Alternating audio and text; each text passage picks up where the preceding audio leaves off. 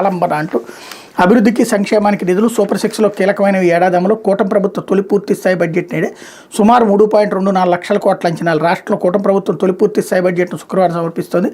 ఉదయం 10 గంటలకు ఆర్థిక మంత్రి పయ్యావుల కేశవ్ శాసనసభలో కొల్లు రవీంద్ర శాసనమండలిలో ఈ బడ్జెట్ ప్రవేశపెడతారు. వ్యవసాయ బడ్జెట్ను అసెంబ్లీలో అచ్చెన్నాయుడు, మండలిలో నారాయణ ప్రవేశపెడతారు. సుమారుగా 3.24 లక్షల కోట్ల అంచనా వ్యయంతో బడ్జెట్ ప్రవేశపెట్టేందుకు ఆస్కారం ఉంది. 5 ఏళ్ల వైకాపా పాలన ఆర్థిక విధ్వంసం నుంచి రాష్ట్రాన్ని బయటికి తీసుకొచ్చి పునర్నిర్మాణం దిశగా అడుగులు వేయించడంలో ఆర్థిక వ్యవస్థను గాడిని పెట్టే క్రమంలో ఇదే కీలక బడ్జెట్. అభివృద్ధి పనులతో పాటు సంక్షేమ పథకాల అమలుకు ఈ బడ్జెట్ ప్రాధాన్యం ఇవ్వబోతోంది. కూటమి ప్రభుత్వ ఎన్నికల మేనిఫెస్టో అమలుకు సూపర్ సిక్స్లో కీలక సంక్షేమ పథకాలకు ఈ బడ్జెట్లో ప్రాధాన్యం ఇవ్వబోతున్నారు. 2025-28 ఆర్థిక సంవత్సరంలోనే అమరావతి రాజధాని నిర్మాణానికి అడుగులు పడబోతున్నాయి. ఇందుకు సింహభాగం కేటాయింపులు ఉంటాయి. పోలవరం ప్రాజెక్టు 2 ఏళ్లలో పూర్తి చేయాల్సి ఉన్నందున కేంద్ర సాయంతో చేపట్టే పథకానికి నిధులు దక్కనున్నాయి.